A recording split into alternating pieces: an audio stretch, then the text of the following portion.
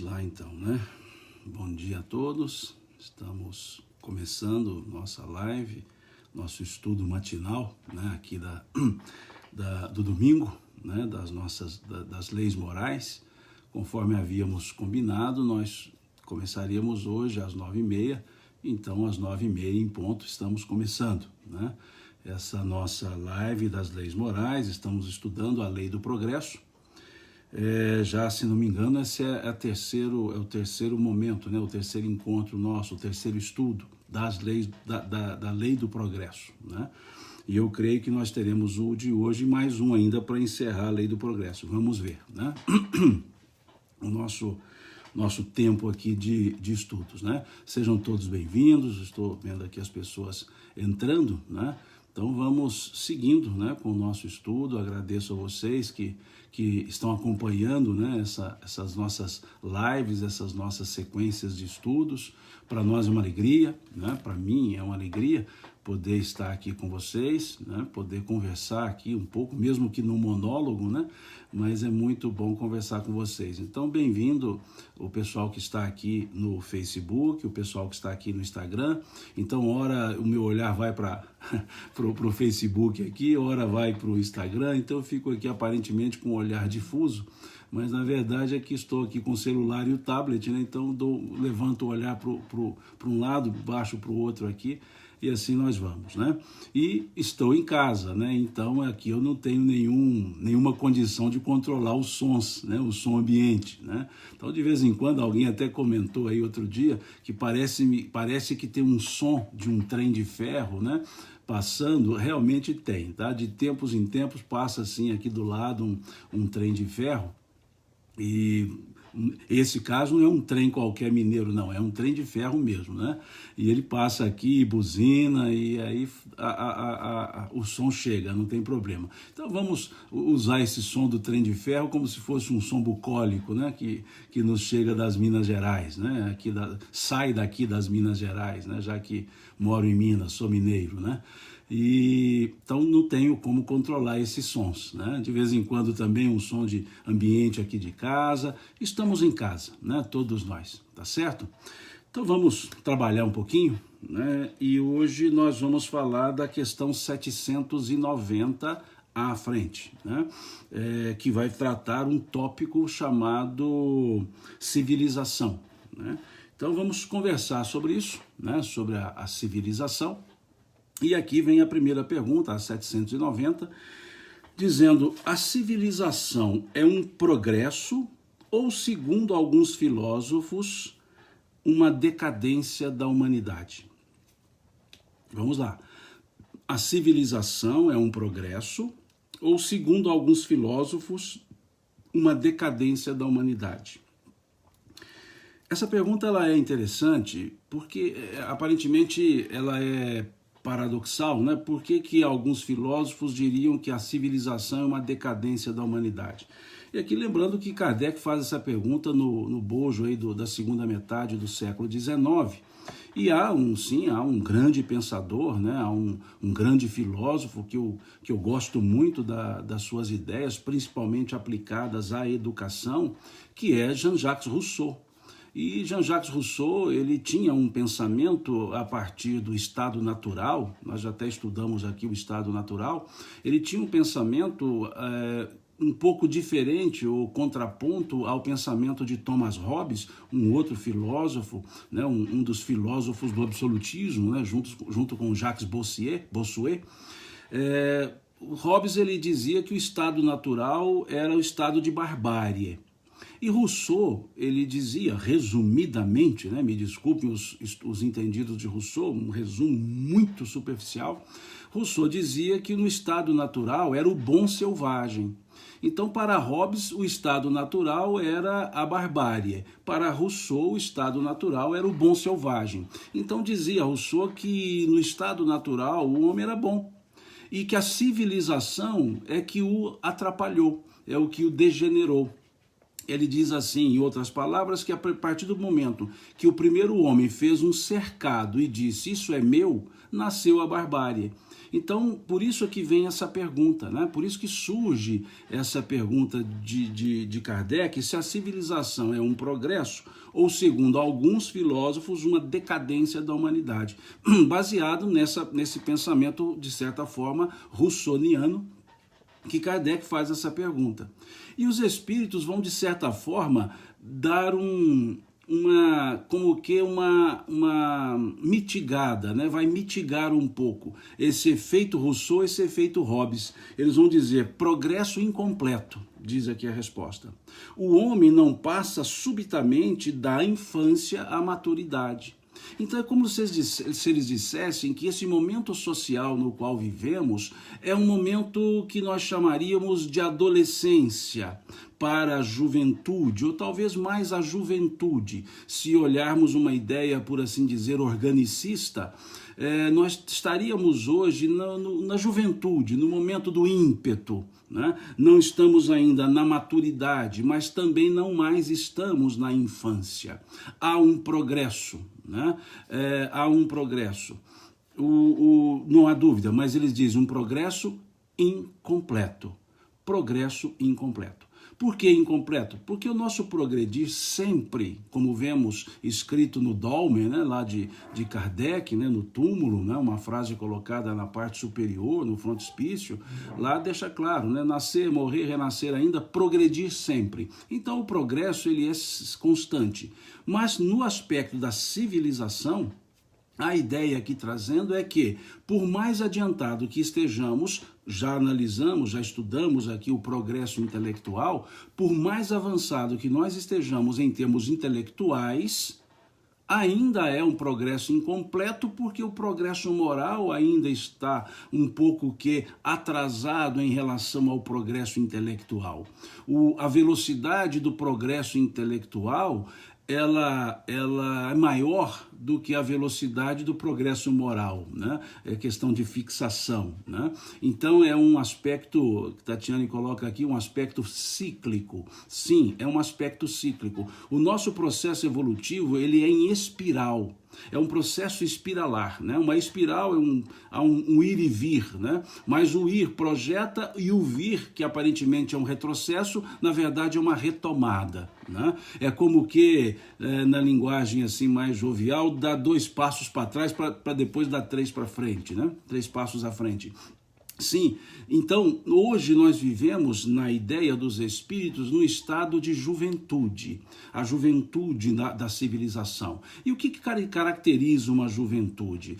O ímpeto, a impetuosidade, né, por assim dizer, a rapidez, o buscar o imediatismo.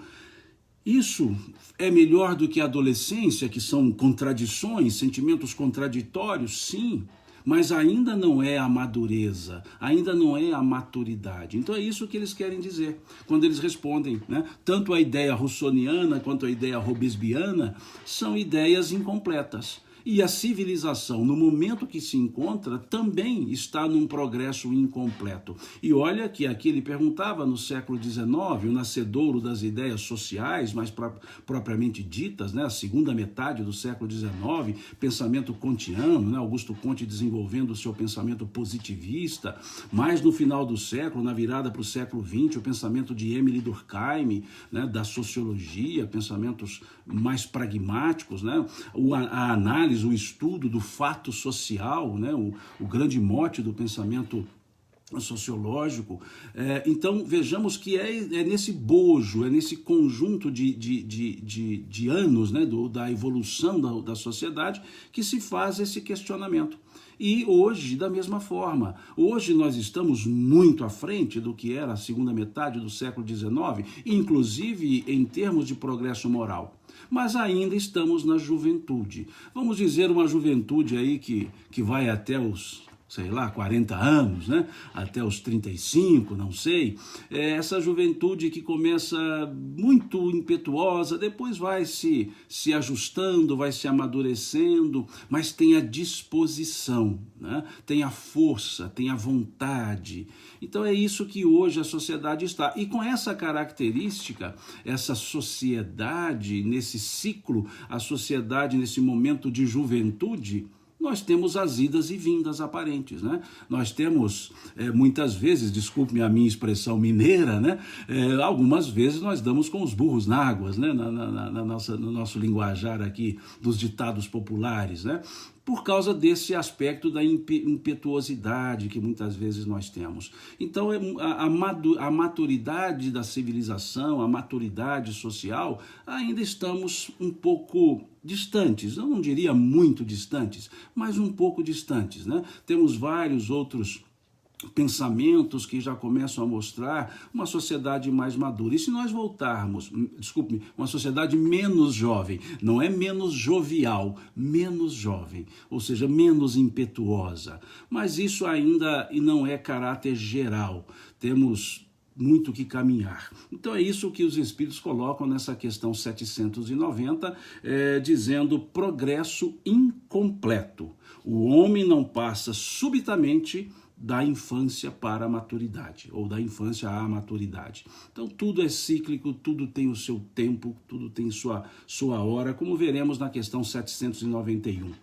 A 790A pergunta-se, será racional condenar-se à civilização, já que ela não está no progresso adequado, no progresso devido? Seria então racional, vejam, racional, não é certo ou errado, racional, bom senso, condenar a civilização? E eles respondem, condenai antes os que dela abusam, e não a obra de Deus. Né? A doutora Marlene Rosa, né? Minha professora lá de Uberlândia, a natureza não dá saltos, ela diz aqui. De fato, a natureza não dá saltos. Nada pode ser em saltos. Porque o salto projeta-nos além do que necessitamos, ou do que podemos, ou do que compreendemos num determinado momento. Então o processo é, né, constante, paulatino, gradativo, de fato é assim. E não devemos condenar a civilização por isso, conforme a questão 790A. Antes, dizem eles, condenar os que abusam, e não a obra de Deus. Por que a obra de Deus? Porque a lei de progresso, a lei de sociedade, que nós já estudamos, é lei natural, é da lei de Deus. Então, não há que se condenar a lei de Deus, não há que se condenar a sociedade como lei natural, mas os que abusam dela. Ou seja, as pessoas que tentam travar a marcha, as pessoas que retardam o progresso, como já estudamos aqui, e essas pessoas muitas vezes somos nós mesmos, com os nossos quereres, né, as nossas vontades, os nossos achismos, né, e isso muitas vezes podemos levar a abusos, né, no sentido de vida social, o desrespeito aos limites do relacionamento interpessoal, no sentido social, né, na convivência. Então, vários são os aspectos que nós podemos trazer para entender essa ideia do abuso, porque normalmente vem-nos a ideia ou à cabeça aquele pensamento de abuso no sentido grandes ações danosas sociais. Não, abusos, quaisquer que sejam, em graus diversos, que nós cometemos. Então, muitas vezes, nós somos os artífices do retardo social, do retardo, do desenvolvimento social, né? Nas nossas, digamos, no nosso império de vontades, quando queremos impor nossas vontades, quando não ouvimos as outras ideias, quando impomos a nossa forma de ver, a nossa forma de agir. No campo religioso, quando impomos uma religião, um pensamento, né? Isso é abuso. Abuso de quê? Da consciência alheia. Quando queremos determinar os rumos do pensamento alheio, determinar os rumos do comportamento alheio, invadindo, por assim dizer, as consciências alheias, não respeitando as vontades das pessoas, não compreendendo os atos errôneos, equivocados das outras pessoas, como queremos que compreendam os nossos. Então, nesse sentido, o abuso não é um aspecto de um abuso de um povo, de um país, de uma nação, o nosso abuso na relação social, né? Na relação com Deus, né? Nós somos os artífices, nós somos sim, e normalmente colocamos como se fossem dos outros, né? Nós somos sim aqueles que respondemos pelas nossas ações, ou deveremos responder pelas nossas ações, né? Esses infortúnios sociais pelo abuso, pelo egoísmo, já estudamos aqui na nossa última live, né? O orgulho e o egoísmo, né? O quanto são essas chagas danosas à sociedade, o egoísmo de ter só para si, o egoísmo de acumular em prejuízo de outrem, e assim vai. Então vejam que nós fazemos muito esse abuso do exclusivismo, né? O meu, né? O pronome possessivo meu, em detrimento do pronome possessivo nosso. Então tudo isso há que se pesar nessa questão 790A, nessa questão que diz, né, que não é a civilização. Muitos dizemos, né, o mundo está de mal a pior. Não, não é o mundo. O mundo, embora um substantivo, ele não é concreto no aspecto de artífice. Ele é concreto no aspecto de existência. Mas de fazer, de agir, não. O mundo não age. Quem age são as pessoas. Quem agimos somos nós, né? Vamos usar uma silepse, né? Quem age somos nós, né? Uma silepse de pessoa, de número. Então vamos pensar nesse aspecto, né? Não posso transferir atividade àquilo que é inanimado. O mundo, a sociedade em si é inanimada. Os animados somos nós, os membros da sociedade. E nós é que assim agimos. Se a sociedade é conservadora, porque nós somos. Se a sociedade é liberal, porque nós somos. Se a sociedade é sem regras, porque nós somos, ou nós estamos, né? Então é esse o ponto a pensar, né? E aí, se é o ponto a pensar, é o ponto a nos redirecionar, para que nós não mais sejamos os abusadores sociais, né? Na nossa sociedade mais próxima, que é de nós para com Deus, né? É a nossa sociedade mais próxima. Ele nos criou, nós temos uma relação, por assim dizer, societária com Deus, né? Tá certo que Ele é o Senhor da vida, então Ele é o sócio majoritário, mas no momento da relação nossa com Deus, nós somos os responsáveis, nós somos os artífices do nosso próprio destino, né? Como virou chavão, como a letra da música Tocando em Frente, né? Que eu chamo de tratado existencial, né? Cada um de nós compõe a sua própria história. Cada um de nós compõe a sua própria história. Cada ser em si carrega o dom de ser capaz de ser feliz, né? E é esse aspecto, né? Então, que pensemos nesse sentido, né? Pensemos nesse aspecto, né? De abuso social, mas olhando mais num aspecto mais pessoal, né? Uma responsabilidade pessoal, né? Talvez ficaria mais agradável o convívio social se nós olhássemos um pouco mais para nós mesmos, né? A Tatiane diz aqui, pode cantar a música? Não, não posso. Em respeito a vocês todos, eu não posso cantar de jeito nenhum, né? Eu recito as letras, agora cantar, eu não me atrevo, né? Isso seria um desrespeito. Aí seria um abuso social, né? Se eu cantasse, eu estaria abusando da boa vontade da sociedade, né? Mas a letra é muito, muito legal, muito bonita, né? Vale a pena. Então essa é a ideia da questão 790, né? 790A. Pensemos nisso. E aí a 791, né? Que tem muito a ver, lógico, é uma sequência de perguntas, né? Diz aqui, a civilização se depurará um dia de modo a fazer que desapareçam os males que haja produzido, né? Eu falou em cantar, tá todo mundo colocando uma carinha de riso aqui, né? Sarcástico até. Brincadeira, mas é verdade, eu não posso fazer uma coisa dessa, né?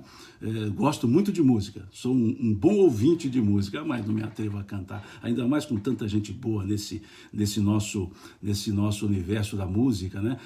Vocês precisam conhecer muitos do meio espírita. A Cacá Rezende é uma cantora que eu indico para que vocês ouçam. Canta com a voz belíssima e com letras magistrais e com o coração aberto, né? Elizabeth Lacerda, Evandro Oliva, tem vários, muitos que cantam e que vale a pena a gente ouvir. E fora os que não estão no meio espírita, né? Hoje mesmo estava ouvindo uma música da Maria Bethânia, ela cantando, né? Que é um espetáculo de voz, né? De musicalidade, de afinação, né? E muito legal, então vale a pena, tá? Eu gosto das músicas, né? Músicas nos tocam o sentimento, nos fazem levantar, muito legal. Então vamos lá, 691. A civilização se depurará um dia de modo a fazer que desapareçam os males que haja produzido, né? Os males que haja produzido. A própria sociedade produzindo os seus próprios males. É isso mesmo. Não é Deus que nos dá os males, né? Somos nós mesmos que criamos esses males como consequências, como decorrências, né? Então, eu achei interessante a pergunta, porque no finalzinho da pergunta, Kardec dá uma, mineiramente falando, uma cutucadazinha, né? Ele diz, né, que desaparecer os males que a própria sociedade produziu. E aí coloca assim... Sim, a resposta dos espíritos já é agradável, né? Já dá um sim de cara, você fala, opa, graças a Deus, né? A civilização se depurará um dia de modo a fazer que desapareçam os males que haja produzido? Sim, já começa a resposta. Depois, eles seguem para mostrar esse sim, quando vai acontecer esse sim. E aí dizem, quando estiver tão desenvolvido quanto a inteligência. O quê? O moral. Quando o moral estiver tão desenvolvido quanto a inteligência. Olha que interessante essa resposta. O quando dos espíritos nunca são datas. E não podem ser. Por que o quando não podem ser datas? Não pode ser datas, melhor dizendo. O quando não pode ser datas porque depende da reforma de cada pessoa. E cada pessoa tem o seu tempo psicológico. Então não dá para datar como se fosse uma linha de montagem. Não. Por isso esse quando, ele é certo, mas não é determinado em termos de data. Ele não é um evento incerto, é um evento certo, vai acontecer. Ele só não é determinado em datas. Ele vai acontecer. Então, quando que a civilização se depurará? Quando o moral estiver tão desenvolvido quanto a inteligência. E se nós observarmos hoje, nós vemos um hiato grande entre a tecnologia desenvolvida e o sentimento. Uma tecnologia quase que vazia. Vazia de pessoas, vazia de sentimentos. Então a nossa inteligência hoje está avançadíssima. De fato, a nossa inteligência hoje é do século XXI. Mas o moral, bom, aí eu já não sei de que século. Ainda estamos com o hiato, ainda estamos, seguindo a música, estamos no outro diapasão, né? Então nós precisamos pensar melhor nisso e acreditar nisso, mas não é um acreditar no sentido de espectadores na plateia, mas como atores, não no sentido fictício aplicado à palavra de atuar, mas atuar no sentido de agir, quando nós mesmos agirmos. Depende de nós. Como diz uma letra de música, né? Depende de nós. Então é bom nós observarmos isso. Aqui diz o Arnaldo França, né? Parece? Arnaldo França Júnior, razão sem fé. Exatamente. A razão sem fé, ela é racionalista, ela não é racional. Uma razão racional, muito bem colocado, Arnaldo, uma razão racional, ela tem fé. Uma razão sem fé, ela é racionalista, reducionista, egoísta. Então esse é um ponto, né? Aqui está perguntando qual foi a primeira cantora que eu citei, Cacá Rezende, né? Adoro ouvi-la. Mora em Goiânia, né? De Ipameri, de Goiás, mora em Goiânia. Excelente, tá? Excelente, gosto muito de ouvi-la. E aqui seguimos então, que a resposta não terminou. Depois eles usam uma forma exemplificativa, belíssima. Eles dizem, sim, quando o moral estiver tão desenvolvido quanto a inteligência, e depois dizem, o fruto não pode surgir antes da flor. Olha que frase bonita. Eu dei uma minerada, né? Bonita.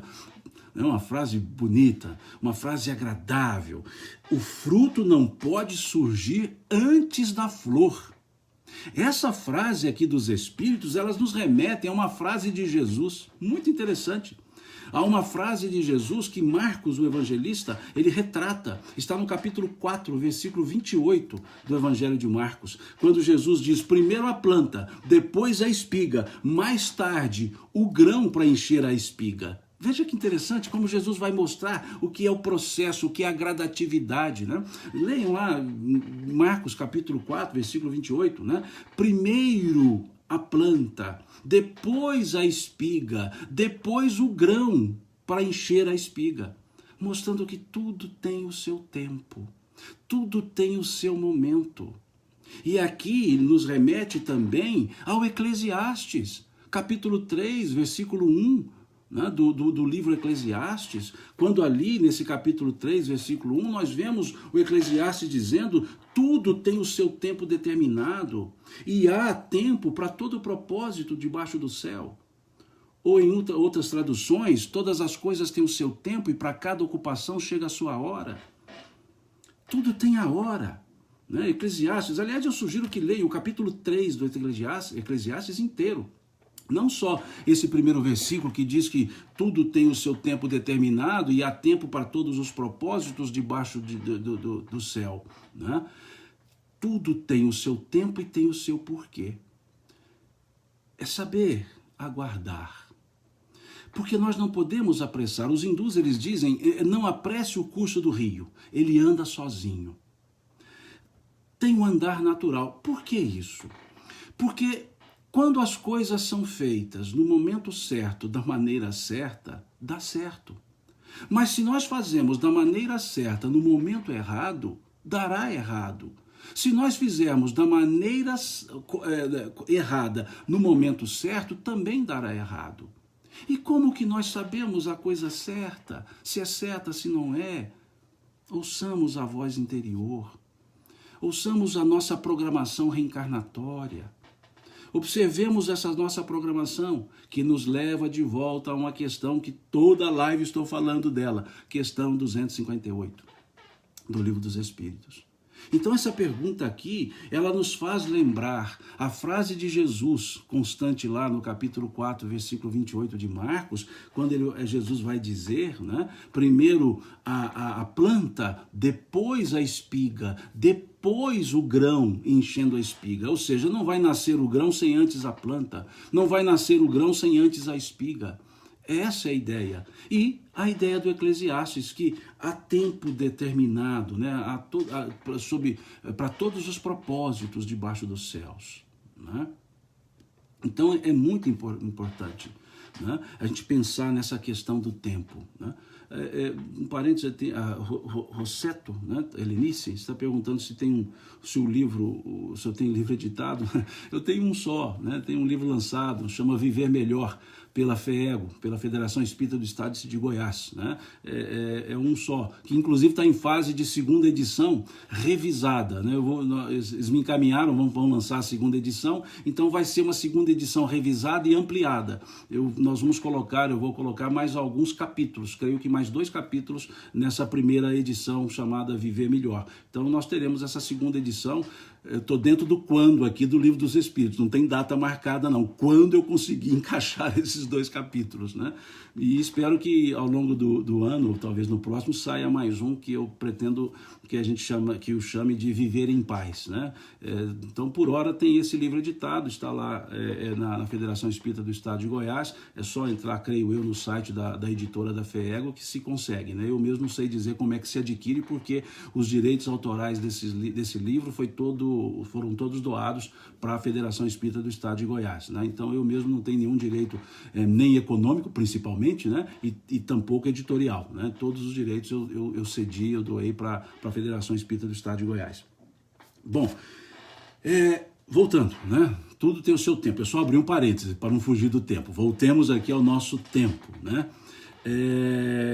E aí vejo então, Eclesiastes capítulo 3. Por que eu sugiro a leitura do Eclesiastes capítulo 3? Não só na frase que o abre, mas na ideia, porque lá ele vai dizer, há tempo de ir, há tempo de vir, há tempo de semear, há tempo de colher, há tempo de espalhar, há tempo de juntar, há tempo de chorar, há tempo de sorrir.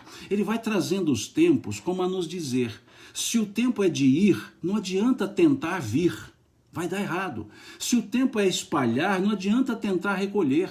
Se o tempo é de recolher, não adianta tentar espalhar. Se o tempo é de semear, não adianta tentarmos colher. Se o tempo é de colher, não vamos semear. Então essa é a ideia que o Eclesiastes vai trazendo. E se nós observarmos bem, todas as vezes que vamos na contramão do fluxo, ou seja, quando nós queremos ser o refluxo do fluxo, as coisas não darão certo. É preciso aguardar quando não se pode agir. E é preciso agir quando se pode agir. Então é esse o aspecto, essa questão 791. Talvez um bom conselho para a civilização, né? Para que nós não apressemos o curso do rio. Deixemos que ele ande sozinho, né? Aqui uma pessoa pergunta, Janete, né? Simão, qual é a melhor tradução da Bíblia? Eu não vou dizer a melhor, a pior. Eu entendo que nós temos que ter mais de uma tradução. Nós temos que ter mais de um texto para compararmos as traduções, para analisarmos as traduções. Porque uma só tradução segue a ideia do tradutor. E nós temos uma questão nas traduções que é chamada questão semântica. A escolha das palavras, elas podem ter sentido etimológico específico, mas pode gerar sentidos semânticos diferentes. E a ideia do sentido semântico não é na semântica atual, é na semântica da época. Então nós temos que verificar qual é a ideia semântica do texto, por assim chamar, original, ou seja, o texto que se faz para traduzir, ou se traz para a tradução, verificar qual palavra hoje encaixaria na semântica da época. Por isso é muito delicado quando vemos traduções escritas assim, traduzida na linguagem de hoje. Não traduzamos nada na linguagem de hoje. Traduzamos na linguagem da época, com os conceitos da época, e trazê-los na linguagem da época para a observação do hoje.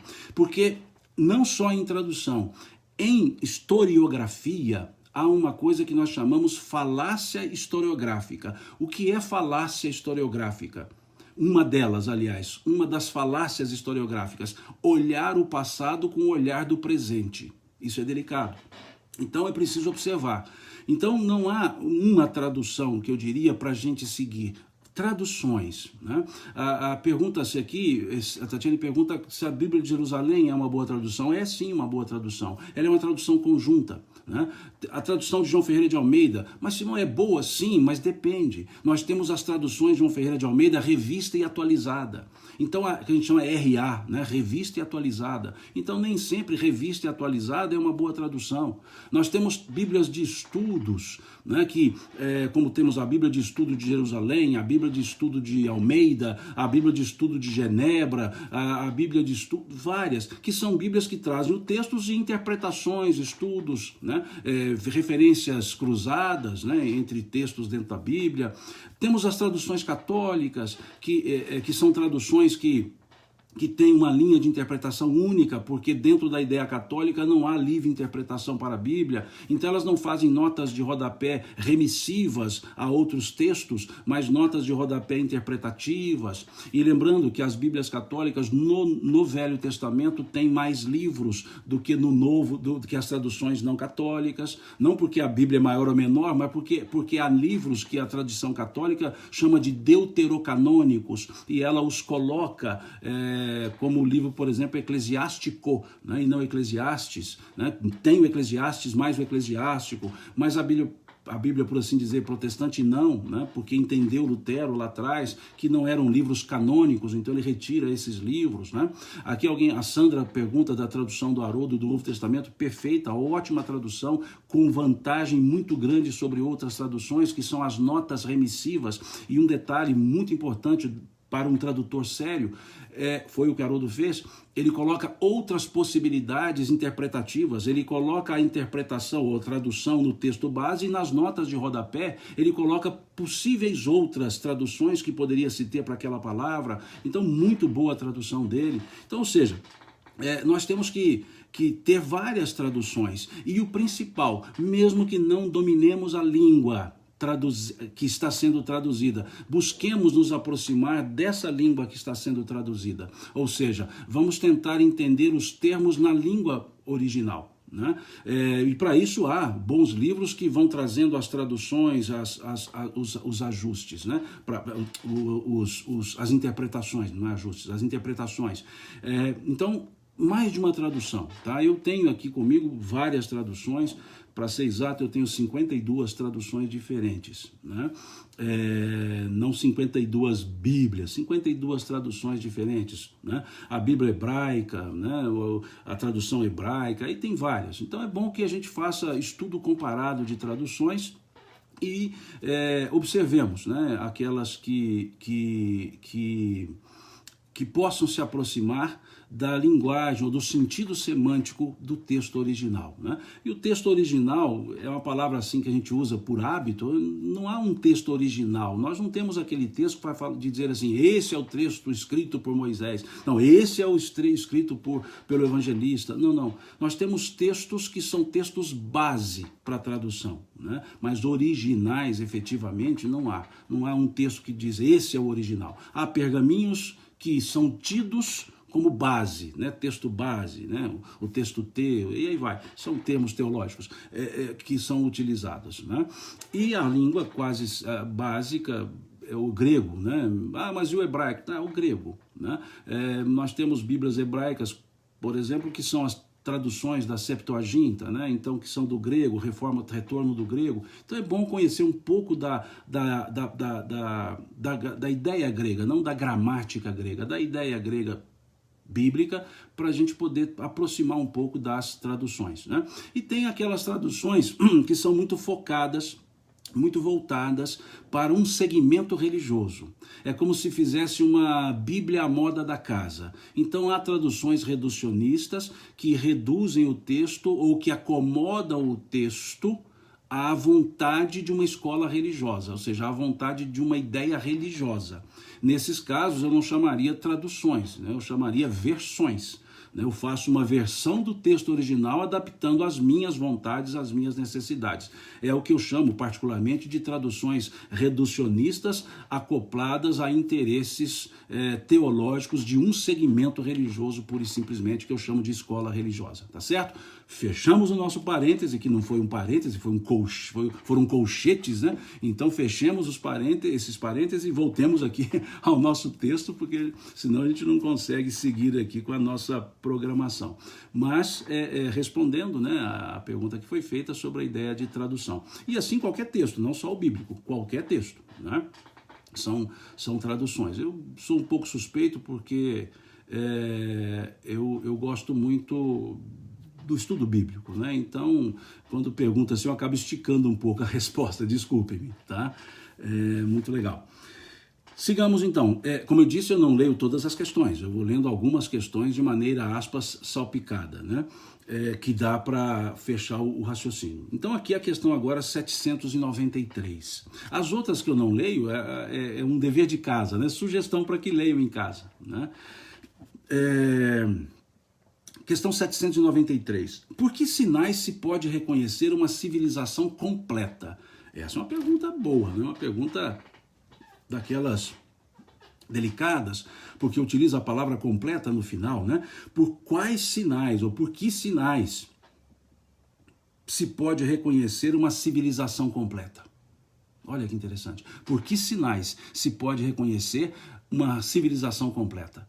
E aqui a resposta vem. Reconhecê-la-eis pelo desenvolvimento moral. Olha que interessante. Pelo desenvolvimento moral. Não é pelo desenvolvimento intelectual. Em tese, se há desenvolvimento moral, houve o desenvolvimento intelectual, não naquele sentido de intelectude, porque é o que nós já estudamos aqui logo que começamos a lei de sociedade, a lei de progresso, né, foi colocado a questão do desenvolvimento moral, acompanhando, não imediatamente, o desenvolvimento intelectual, que é a questão 780 do Livro dos Espíritos. Né? Então, por que o progresso intelectual? Para aquele que nos faz discernir o bem do mal. Então eu preciso saber o que é bem e o que é mal para eu poder discernir. É nesse sentido, não é o intelectualismo vazio, de jeito nenhum. Intelectualismo vazio nunca leva a desenvolvimento moral, leva a vaidade intelectual, leva a orgulho intelectual, leva a prepotência intelectual, mas não a desenvolvimento moral. Mas aqui então eles dizem, reconhecê-la-eis pelo desenvolvimento moral, reconhecê-la-eis o quê? A sociedade completa. Né? Ou seja, a civilização completa. Então, reconhecê-la-eis pelo desenvolvimento moral. Crede, olha, percebamos o que os Espíritos colocam agora. Credes que estáis muito adiantados porque fizestes grandes descobertas e invenções maravilhosas. Ou seja, vocês acham, né, eles dizendo para nós, né, nós achamos que estamos muito desenvolvidos por causa do nosso grande progresso intelectual. Porque vos alojais e vos vestis melhor do que os selvagens. Aí vem uma conjunção adversativa. Contudo, não tereis verdadeiramente o direito de dizer-vos civilizados, senão quando houverdes banido de vossa sociedade os vícios que a desonram e quando viverdes como irmãos, praticando a caridade cristã. Até então, sereis apenas povos esclarecidos, que só percorreram a primeira fase da civilização. Vejamos que beleza de resposta. Que contundência de resposta. Não é qualquer resposta. Forte, contundente, provocativa, no bom sentido da palavra. Provocativa no bom sentido da palavra.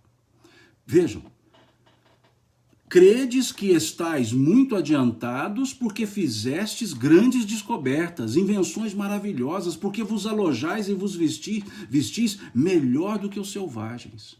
Contudo, não tereis verdadeiramente o direito de dizer-vos civilizados, senão quando houverdes banido de vossa sociedade os vícios que a desonram e quando viverdes como irmãos, praticando a caridade cristã. Até então, sereis apenas povos esclarecidos, que só percorreram a primeira fase da civilização. Doutora Marlene Rosa, ela diz aqui, essa resposta derruba muita gente de salto alto. Verdade. Isso é para cortar os saltos, para que nós andemos todos nós, né? Rasteiros, né? de rasteirinha, que todos nós assim façamos. Porque o salto é só para a vaidade. Na verdade, todos nós estamos no mesmo patamar, em termos de igualdade perante Deus. Aqui me chama a atenção tudo, óbvio, mas para fins do nosso estudo, da nossa conversa, um ponto, caridade cristã, é o termo que eles usam aqui. Vejam, e quando viverdes como irmãos, praticando a caridade cristã. O que é a caridade cristã? Isso nos leva à questão 886 do Livro dos Espíritos. 886 do Livro dos Espíritos. A expressão caridade cristã, constante aqui nessa questão 793, ela nos remete à questão 886 do Livro dos Espíritos. E o que está escrito nessa questão 886, né, do Livro dos Espíritos? A Lízia aqui, o Fernandes, fala novamente o estado de adolescente, exatamente, né? Achando que somos mais do que somos. O que é a caridade cristã constante na questão 886? A pergunta da questão 886, qual o verdadeiro sentido da palavra caridade, tal qual entendia Jesus? Por isso é caridade cristã, porque a pergunta foi qual o verdadeiro sentido da palavra caridade, mas foi também tal qual entendia Jesus. Né? E a resposta foi benevolência para com todos. benevolência para com todos, indulgência para com as imperfeições alheias, indulgência com as imperfeições alheias, perdão das ofensas, perdão das ofensas. Então vejamos, né? Benevolência para com todos, indulgência para com as imperfeições alheias e perdão das ofensas. Essa é a caridade cristã, né?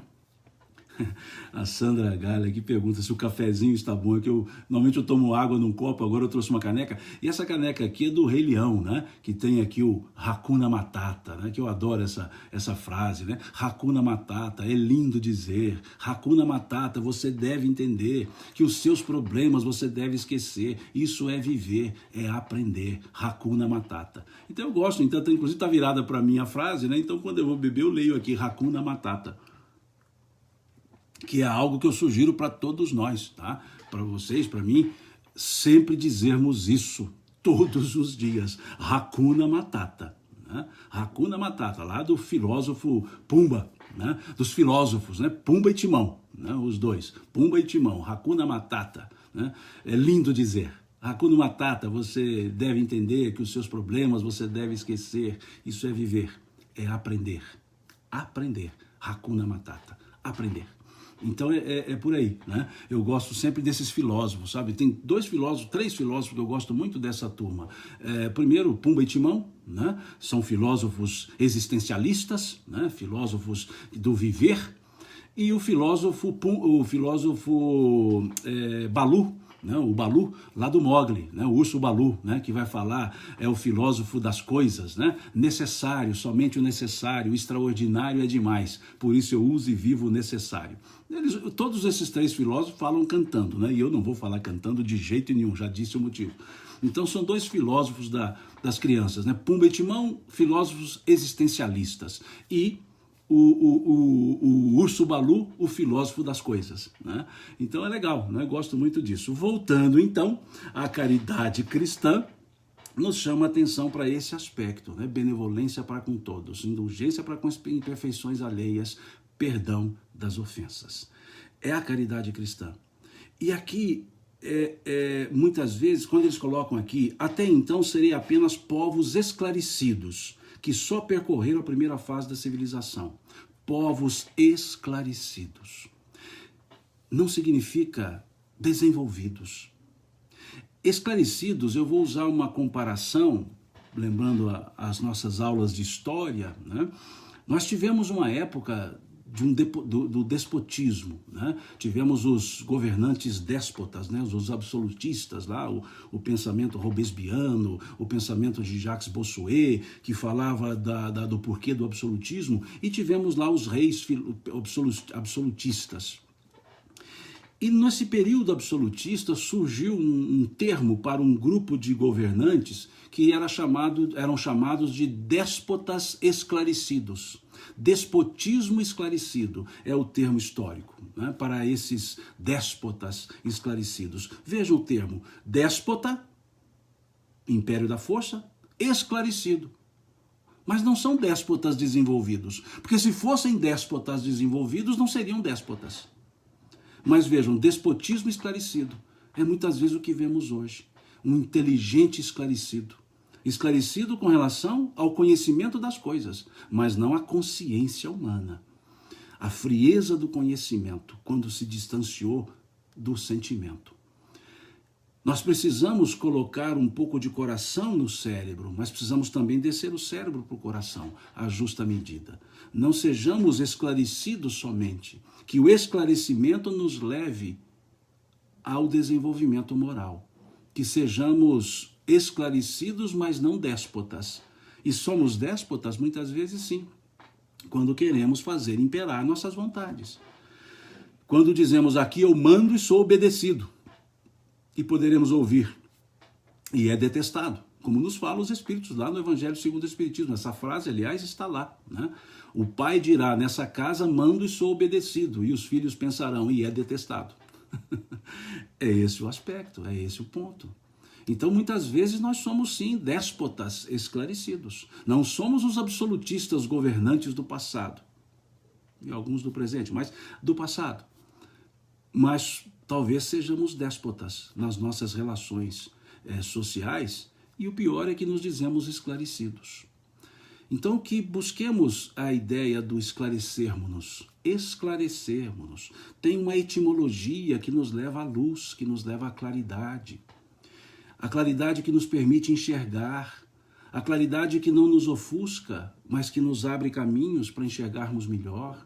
Que nos clareia os melhores caminhos, as melhores condutas.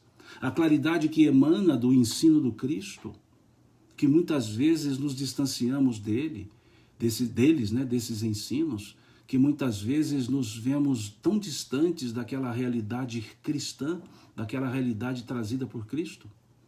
Muitas vezes nos distanciamos, nos sentindo abandonados, porque nos fechamos à claridade e ao calor que advém das frases de Jesus, dos seus ensinamentos, nos dando bom ânimo, nos pedindo bom ânimo, nos mostrando a realidade da vida.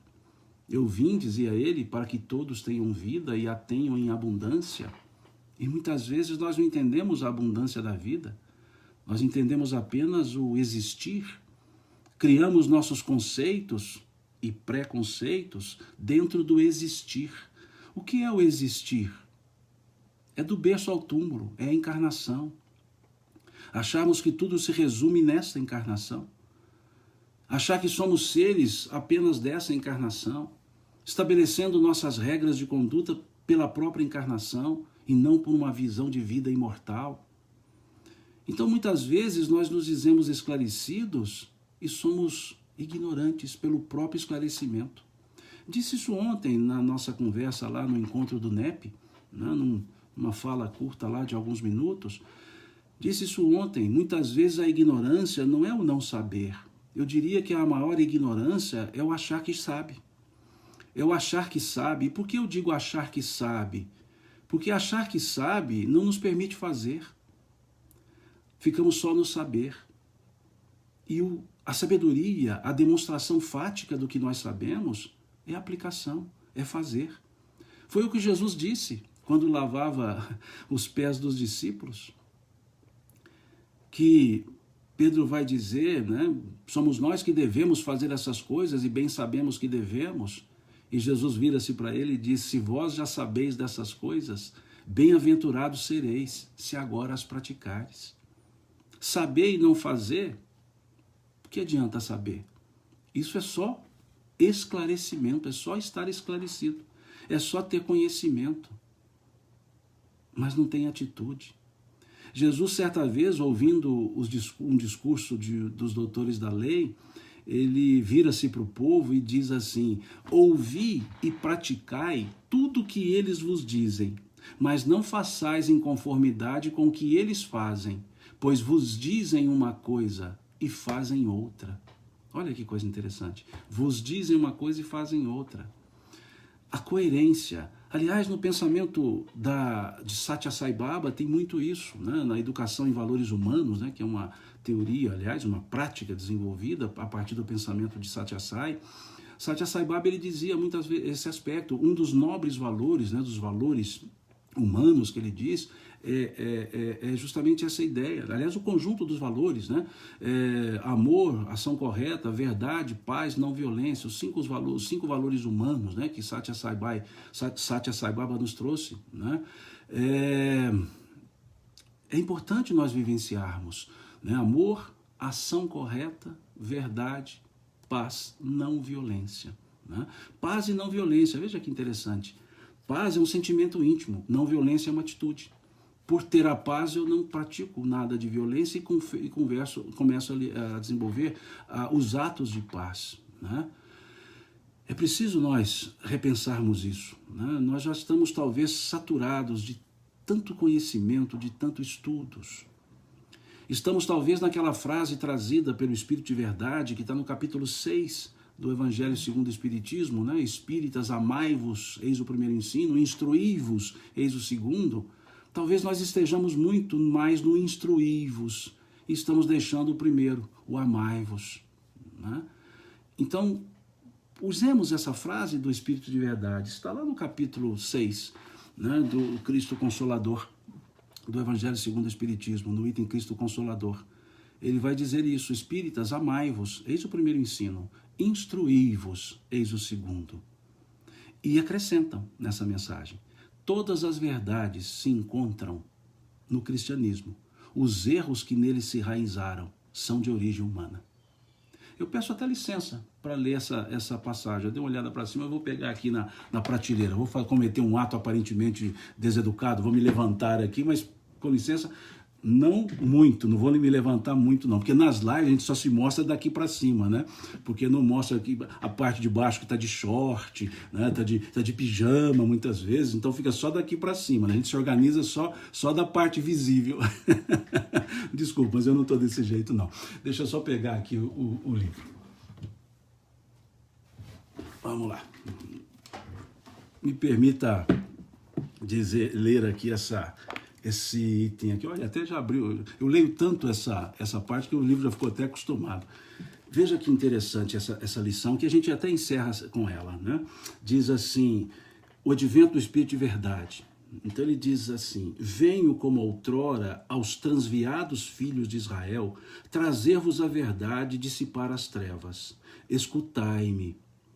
O Espiritismo, como fez antigamente a minha palavra, tem de lembrar aos incrédulos que acima deles reina a imutável verdade. O Deus bom, o Deus grande, que faz germinarem as plantas e se levantem as ondas. Revelei a doutrina divina. Como um ceifeiro, reuni em feixes o bem esparso no seio da humanidade e disse: vinde a mim, todos vós que sofreis.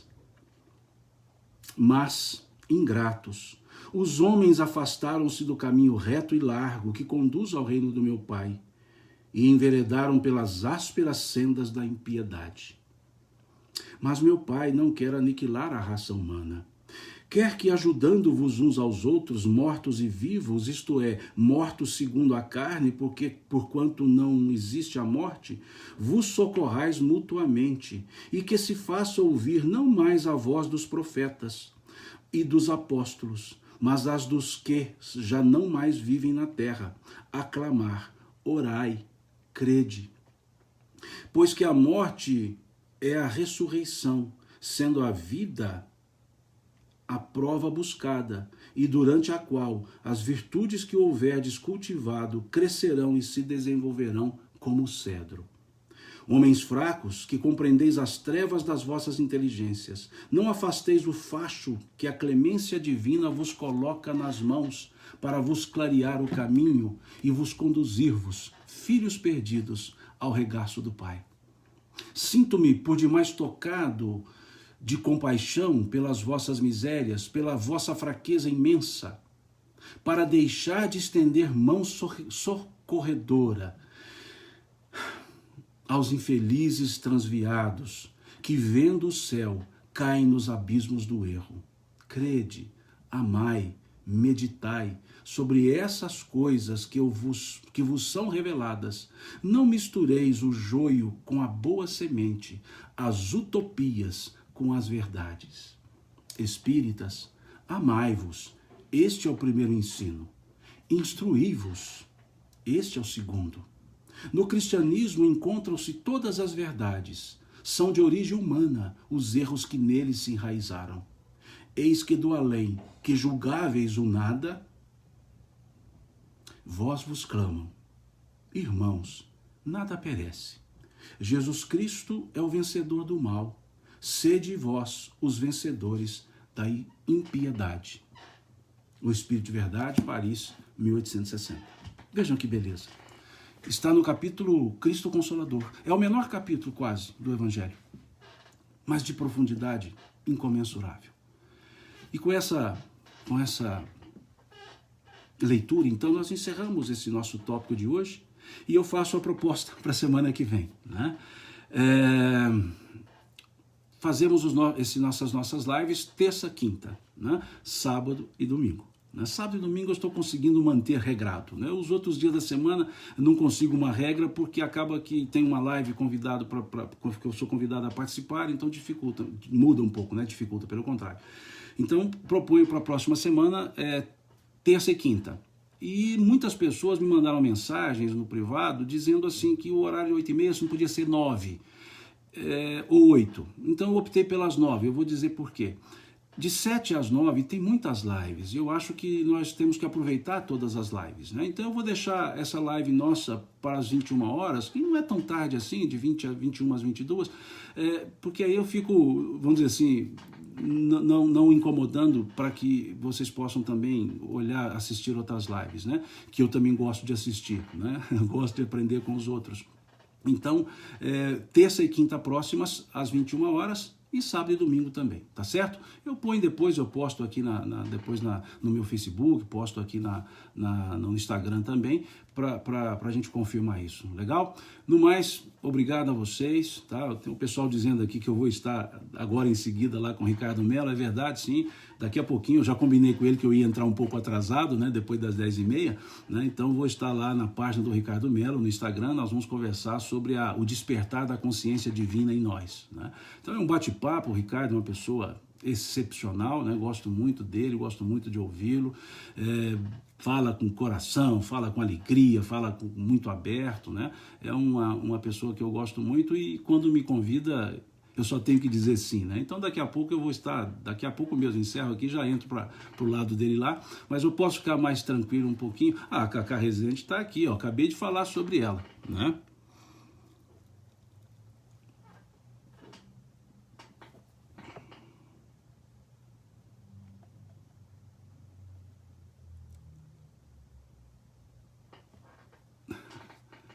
Tive um probleminha aqui no Instagram, acabou caindo de uma vez só, né? Desculpa a turma aqui do Instagram, né? Acabou caindo e não consegui retornar a live, né? Não, acho que deu a 1 hora e eu não percebi, né? Bom, e aqui então, né? Estava dizendo, daqui a pouco então já entro na live lá do Ricardo Mello, né? Pra gente seguir lá o bate-papo com ele, né? Com todos eles lá, com ele lá, né? E muito obrigado a vocês, né? Deus lhes pague. Próxima terça-feira, se Deus quiser, estamos junto aqui novamente, tá certo? Né? Na linguagem jovem, hashtag tamo junto. Até mais, se Deus quiser.